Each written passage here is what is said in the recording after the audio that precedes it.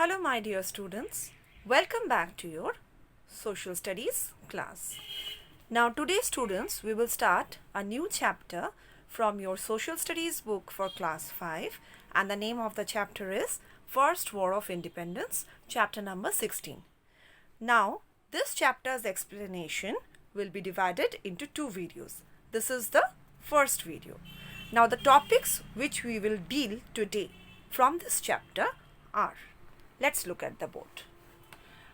First War of Independence, Trade and East India Companies, Establishment of Company Rule, Battle of Plassey, 1757 CE, the Anglo-French Wars, Battle of Buxar, 1764 CE, and Subsidiary Alliance, Doctrine of Lapse. Now, students, we all know that India was under foreign dominion for many years. Now, and the foreign rulers were the English. Now, we today celebrate Independence Day.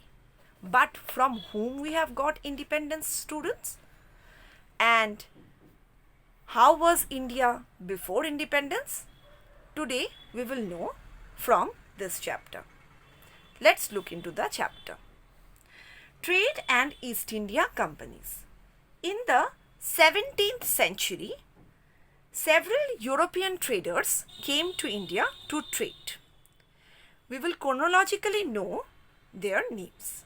The first one was Portuguese. Then the Dutch came. Then came the French.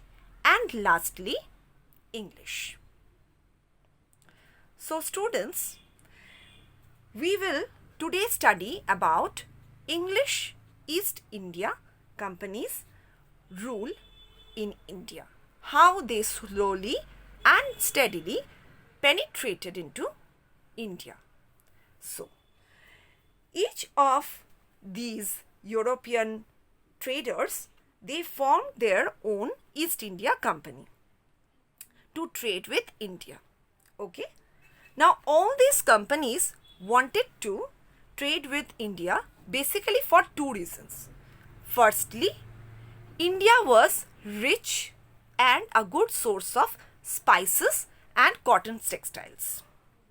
And secondly, India was huge market for their goods. So the import as well as the export would be great. Now, in order to trade in India, they needed a permission from the then present ruler. So, who took the permission?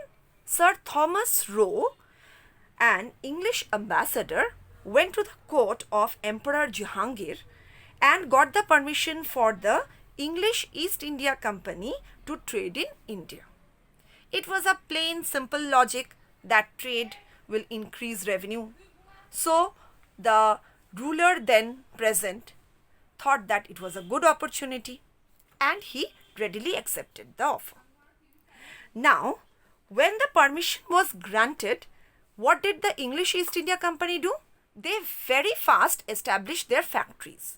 Now, where did they establish their factories? That is, what did they establish or they set up their factories? Let us know that. Now, in Surat, Bharuch, Bombay, now Mumbai, Calcutta, now Kolkata, Madras, now Chennai, and many other places. So, all these places, they established their factories. Now, the next topic which we will read is establishment of company rule. That is, how did they establish their rule in India? Let's know. The company's trade proved to be very much successful as well as profitable for them. And now they understood that India was a golden place for them to trade. Now, in order to maintain that, they wanted to annex India. Okay. So, how did they do? This made them all the more powerful because their trade within India was great. So, they started carrying out conquests in India. Now, they started to annex Indian territories. How?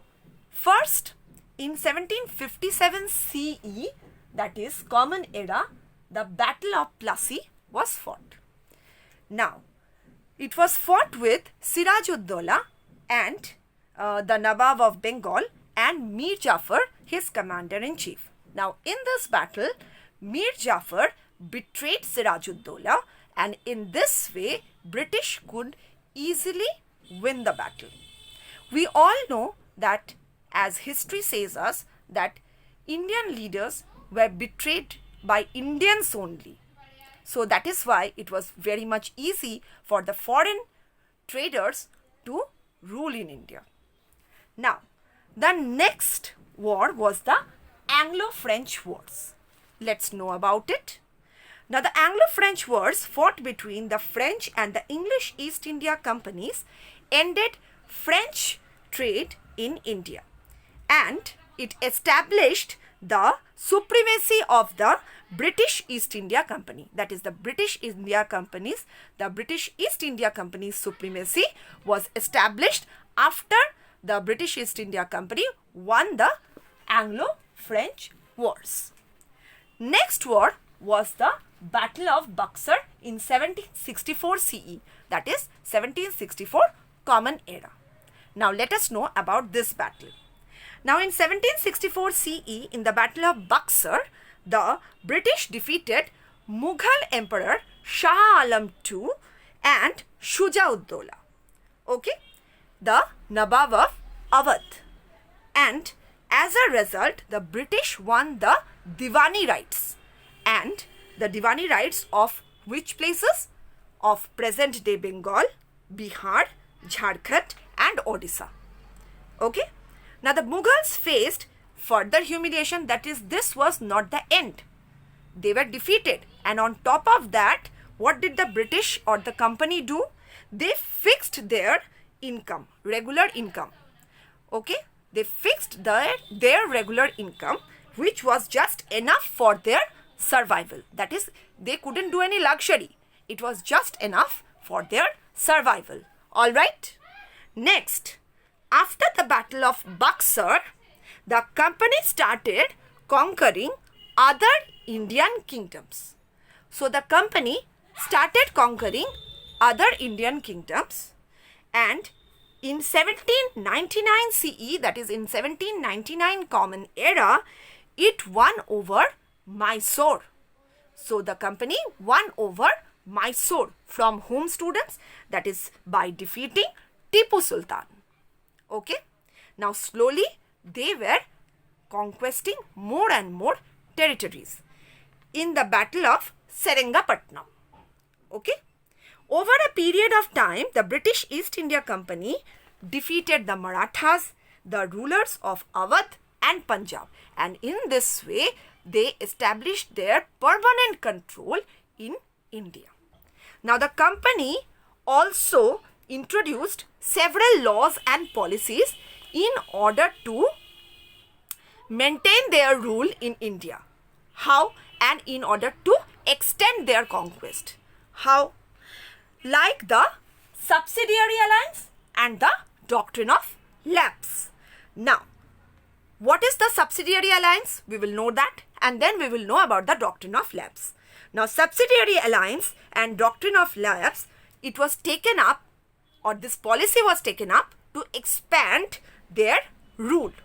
Now, subsidiary alliance was introduced by Governor General Lord Wellesley. Okay. According to the terms of this alliance, Indian rulers cannot have their own army. That is, they cannot maintain their own steady army. Instead, they were protected by the company's troops. Now, this was a form of keeping control over them. Okay? And this gave British complete control over the foreign affairs of that ruler, and they could very easily know what the ruler was planning to do. Next, we will come across the doctrine of lapse. Now, what was this policy? Doctrine of lapse was introduced by Governor General Lord Dalhousie. Now, what was this policy? This doctrine allowed the company to annex any princely state, that is, it could annex any princely state whose ruler was incompetent. That is, the ruler was incompetent or died without any natural male heir to the throne. Okay, that means the ruler was incompetent or the ruler died without a natural male heir. Okay, so the company could readily annex that princely state. Now, the Maratha kingdom, Jhansi and Awadh was annexed under the doctrine of lapse. Now, this was another shrewd policy of the Britishers to annex more kingdom and to expand their rule. Now, students, in this video, I have completed the topics which we have taken today. In the next video, I will continue with the explanation of the chapter. Till then, goodbye everyone and stay safe at home. Thank you.